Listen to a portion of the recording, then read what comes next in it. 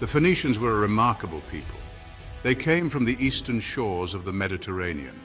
Their homeland was a narrow strip of land. We now call it Lebanon. The Phoenicians were skilled seafarers.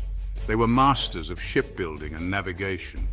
They built powerful ships to sail the seas. Their ships were called biremes and triremes. The Phoenicians were not conquerors like the Romans. They were merchants and traders. They sailed vast distances. They sought new opportunities for trade. Their ships were laden with goods. They traded these goods with other cultures. This made them a bridge between civilizations. The Phoenicians were also skilled craftsmen. They were known for their beautiful purple dye.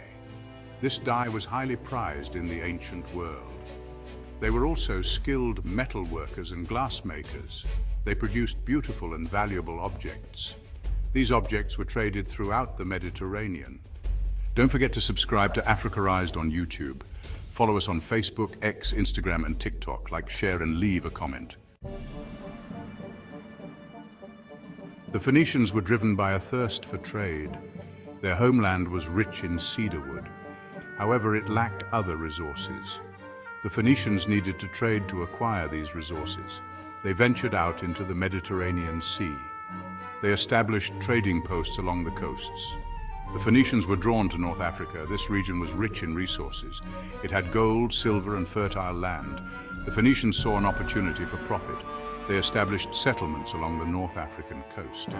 These settlements became centers of trade. They also became centers of cultural exchange. Life in the Levant wasn't always peaceful. Neighboring empires often cast envious eyes on Phoenician cities. These empires sought to control Phoenician trade. This pressure pushed the Phoenicians further out to sea. They sought safer and more profitable opportunities in North Africa. The Phoenicians adapted their ships for long voyages. They developed new sailing techniques. They became expert navigators. They used the stars to guide them. They were able to sail across the Mediterranean. They reached the coasts of North Africa. This was a testament to their seafaring skills. The Phoenicians first arrived in North Africa around the 12th century BC. They established small trading posts along the coast. These posts were strategically located. They provided access to both the Mediterranean Sea and inland trade routes. The Phoenicians came into contact with the indigenous people. The indigenous people of North Africa were known as the Berbers. The Berbers were a diverse group. They had their own languages and cultures. They were initially wary of the newcomers. However, they soon realized the benefits of trade. Trade brought new goods and ideas. The Phoenicians were not interested in conquest. They were interested in trade. They established peaceful relations with the Berbers. They exchanged their goods for local products. These products included gold, ivory, and slaves. They also learned about local customs and beliefs. The Phoenicians were respectful of the Berber way of life. They did not try to impose their own culture. Instead, they adopted some Berber customs. This led to a blending of cultures. This blending is still evident in North Africa today. Among the many Phoenician settlements in North Africa, one rose to prominence: Carthage. Founded in the 9th century BC, Carthage was strategically located on a peninsula in modern-day Tunisia. Its natural harbor provided a safe haven for ships. Carthage quickly became a hub of trade and commerce. The Carthaginians, as the Phoenicians in Carthage came to be known, were shrewd traders. They established trade routes that spanned the Mediterranean. They traded with the Greeks, Egyptians, and other civilizations. Their ships carried goods from all corners of the ancient world. Carthage's wealth and power grew. It expanded its influence along the North African coast. It founded new colonies. It also established control over existing Phoenician settlements. Carthage became a formidable force in the Western Mediterranean. Carthage's success was due to its strategic location. It was also due to its shrewd trading practices. The Carthaginians were masters of negotiation. They were also masters of diplomacy. They formed alliances with other powers. They ensured their economic dominance. Section 5. Pillars of trade, purple dye, and more. The Phoenicians were renowned for their craftsmanship and trade goods. They were particularly famous for their purple dye. This dye was extracted from a species of sea snail. This made the dye extremely valuable. Purple dye became synonymous with royalty and wealth. Section 6, Cultural Exchanges, a fusion of worlds. The Phoenicians' presence in North Africa led to significant cultural exchanges. As traders, they interacted with people from diverse backgrounds. They brought with them their own customs, beliefs, and languages. They also absorbed elements of the local cultures. The Phoenician language, a Semitic language, spread throughout North Africa. It influenced the development of Berber languages. Traces of Phoenician can still be found in some Berber dialects today. The Phoenicians also introduced their religion to North Africa. They worshipped a pantheon of gods. The most important god was Baal. Baal was the god of fertility and the storm.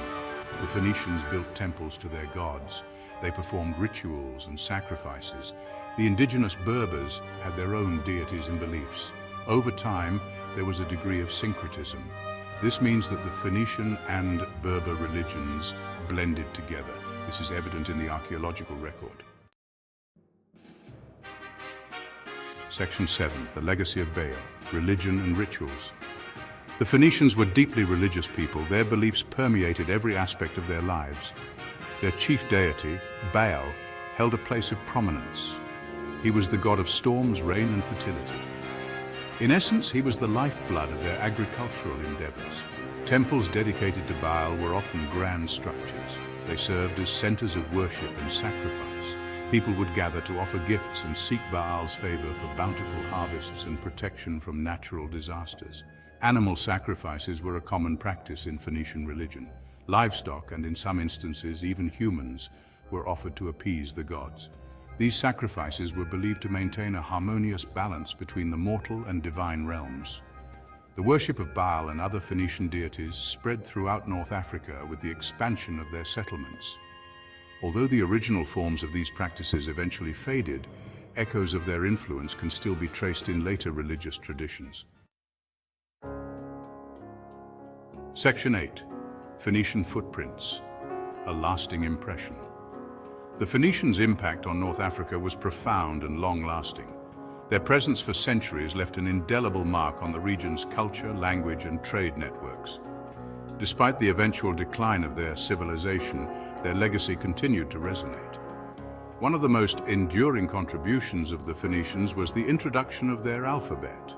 This innovative system, with its 22 consonant sounds, proved far simpler than the cumbersome cuneiform and hieroglyphic scripts used by other civilizations. The Greeks would later adapt the Phoenician alphabet, paving the way for the writing systems used across Europe today. The Phoenicians' legacy also lives on in the countless archaeological sites scattered throughout North Africa. Ruined temples, ancient harbors, and sunken shipwrecks stand as silent testaments to their once thriving civilization. Modern-day Tunisia, in particular, bears the strongest testament to the Phoenician presence. The remains of Carthage, though largely destroyed by the Romans, continue to captivate archaeologists and historians. Excavations have unearthed intricate mosaics, pottery, and jewelry, providing valuable insights into their lives and artistic expressions. Section 9. Unearthing the past archaeological treasures. Archaeologists reveal the Phoenicians' impact on North Africa through meticulous excavation. The Tophet of Carthage, a site of child sacrifice, offers a glimpse into their darker religious practices. Underwater archaeology uncovers Phoenician maritime secrets and trade networks.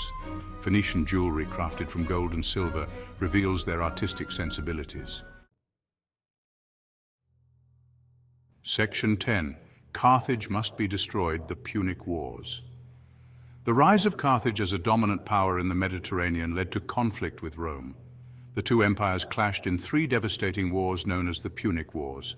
The First Punic War erupted over control of Sicily. Romans adapted their tactics, developing boarding bridges. The war ended in Roman victory.